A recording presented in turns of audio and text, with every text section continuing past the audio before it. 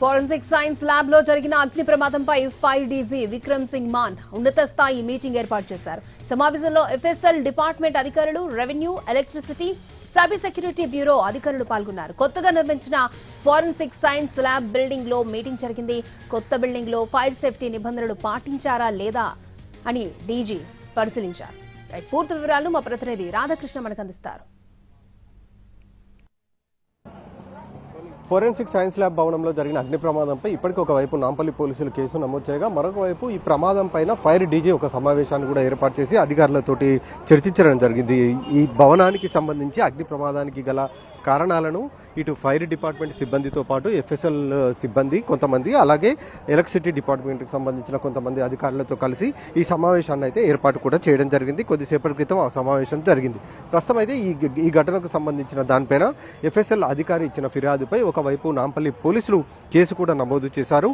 అనుమానాస్పద ప్రమాదంగా కూడా కేసు నమోదు చేసి ప్రస్తుతం అయితే దర్యాప్తు చేస్తున్నారు. ఎఫ్ఎస్ఎల్ అధికారి ఇచ్చిన ఫిర్యాదుపై ఎఫ్ఐఆర్ నమోదు చేసి అందులో ఒకటి అనుమానాస్పదం, మరొకటి ప్రమాదవశాత్తు జరిగిందా, ఇలా రెండు కోణంలో కూడా ప్రస్తుతం అయితే నాంపల్లి పోలీసులు ఒకవైపు దర్యాప్తు చేస్తున్న పరిస్థితి మనకు కనబడుతుంది. ప్రధానంగా ఉదయం 10 గంటలకు ప్రమాదం జరిగిన సమయంలో మొత్తం 4 ఉన్నట్లు కూడా అధికారులు చెప్తున్నారు. అందులో ఎవరైతే వార్డ్ బాయ్ ఉన్నాడో, ఇక్కడ పనిచేస్తున్న ఎఫ్ఎస్ఎల్లో పనిచేస్తున్న వార్డ్ బాయ్ కృష్ణతో పాటు మరొక 3 ఉన్నారు.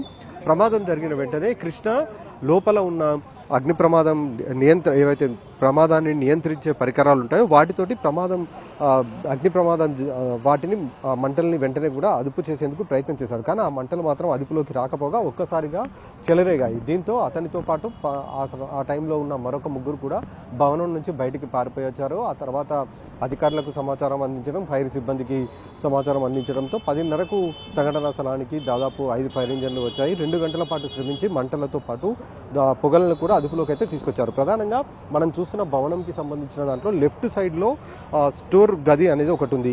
ఎఫ్ఎస్ఎల్కి సంబంధించిన స్టోర్ గది. అది రాష్ట్ర వ్యాప్తంగా అనేక కేసుల్లో ఏవైతే ఎవిడెన్స్ ఉంటాయో ఆ ఎవిడెన్స్కి సంబంధించిన వాటిని అందులో స్టోర్ చేసి ఉంచుతారు. ఇందులో రాష్ట్రంలో సంచలనం రేపిన కేసులకు సంబంధించిన ఎవిడెన్స్ కూడా ఆ గదిలోనే ఉండడం జరిగింది.